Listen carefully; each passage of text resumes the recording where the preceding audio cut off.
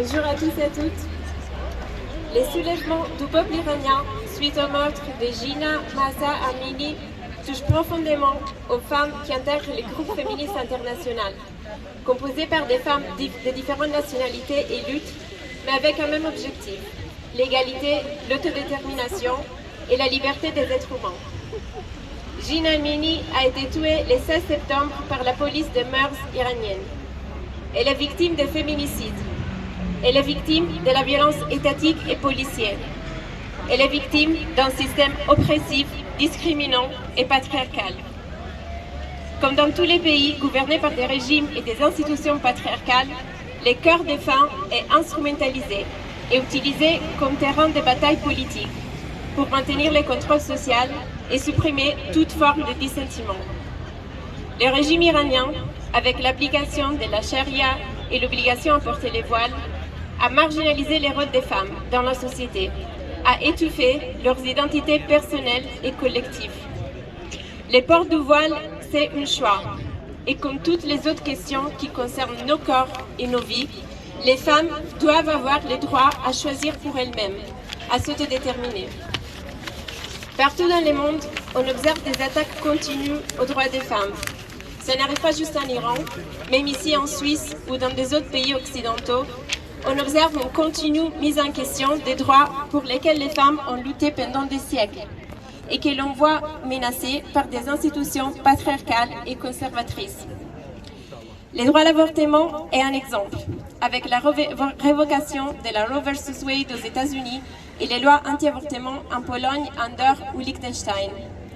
L'avancée de l'extrême droite et mouvements néofascistes, racistes, anti-islamistes dans plusieurs pays en Europe et dans le monde nous préoccupe, car elle met en risque tous les acquis féministes et progressistes et représente un danger concret pour toute communauté non hégémonique, telle que la communauté LGBTQIA+, les personnes migrantes, racisées et toute personne appartenant aux classes sociales désavantagées et marginalisées.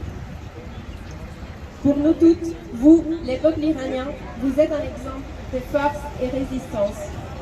La révolte du peuple iranien est une révolte guidée par les femmes. Le slogan qu'on entend dans les rues est celui de Jeune Jihan Azadi, femme, vie, liberté. Ce slogan avoue ses origines grâce au YPG, l'unité d'autodéfense féminine du Kurdistan au nord-est de la Syrie. Dans les territoires libérés, le peuple kurde mène une révolution démocratique qui met la libération de la femme à son cœur. Parce que, en utilisant les mots d'Abdullah Öcalan, les niveaux d'égalité et de liberté de la femme déterminent l'égalité et la liberté de toute la société. En tant que féministe, anti-impérialiste et anticapitaliste, cette révolution est une inspiration continue, une preuve qu'un monde et une société différente sont possibles, une société égalitaire où les femmes, ainsi que toute autre personne, sont libres et indépendantes. Chaque jour, depuis le 16 septembre, de nouvelles images de la révolte iranienne nous parviennent.